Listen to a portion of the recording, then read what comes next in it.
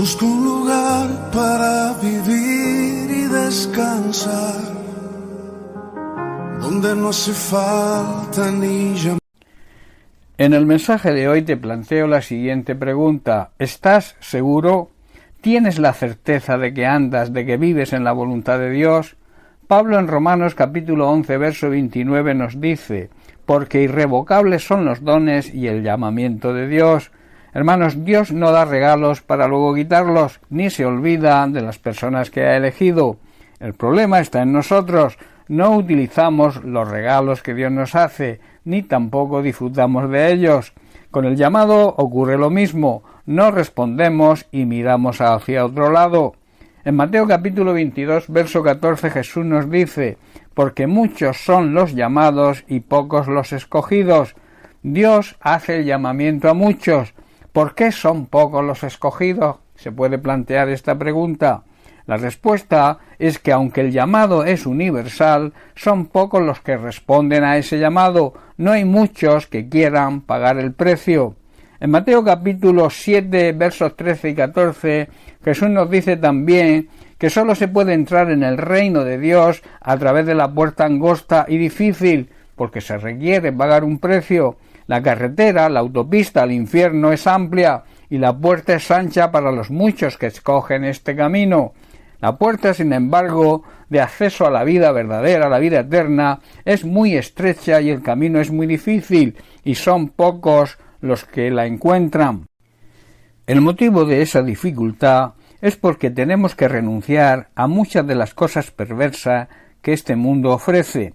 Renunciar quizás a nuestro egoísmo, a nuestros propios ideales, a muchas de nuestras opiniones, a nuestra manera de pensar y a sentimientos que están en desacuerdo con la voluntad de Dios, o sea, con su palabra.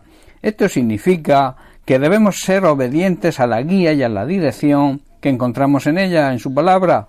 Es, en definitiva, desear la vida que Dios nos ofrece. Es someter nuestra voluntad a la voluntad de Dios.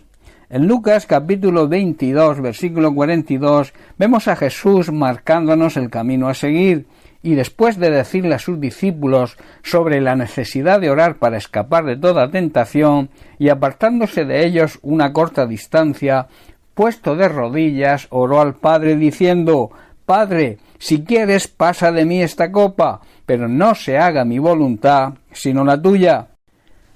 Para ser elegidos por Dios, debemos demostrar que realmente queremos esa vida plena y abundante que nos ofrece, y debemos desearla con todo el corazón y someter nuestra voluntad a la voluntad de Dios.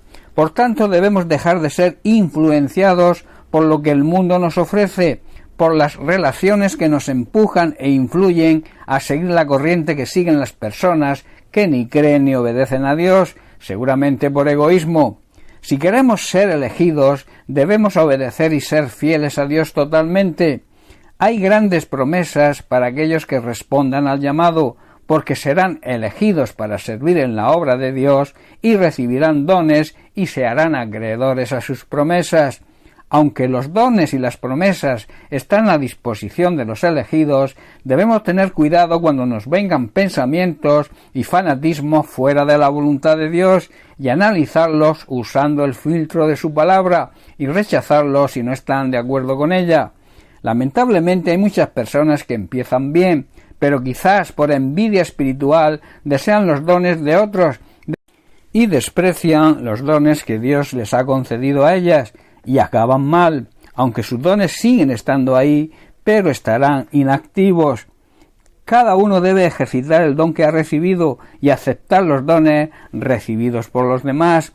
Esto lo marca el principio de Efesios capítulo 5, verso 21, donde Pablo dice: someteos unos a otros en el temor de Dios. Esto significa, entre otras cosas, aceptar y someterse a los dones que tienen los demás, aceptando y ejercitando los nuestros, porque esto significa amar, honrar y obedecer a Dios. Como he dicho, hay muchos llamados creyentes que desprecian los dones que Dios les ha concedido a ellos y desean los dones de otros. Esto significa salirse de la voluntad de Dios buscando la suya propia. Para conocer perfectamente nuestros dones y para poder ejercitarlos, debemos conocer la voluntad que Dios tiene para nuestra vida, el propósito y el plan para nosotros, y para eso debemos tener una cercanía, una comunión íntima con Dios y con su palabra. Recuerda, y te dejo con esto, Dios no da regalos, no da dones para luego quitarlos, ni se olvida de las personas que ha elegido. El problema está en nosotros y por los motivos que he comentado no respondemos al llamado y en cuanto a los dones los mantenemos inactivos. Bien, pues hasta aquí el mensaje de hoy. Que Dios te bendiga. Un abrazo.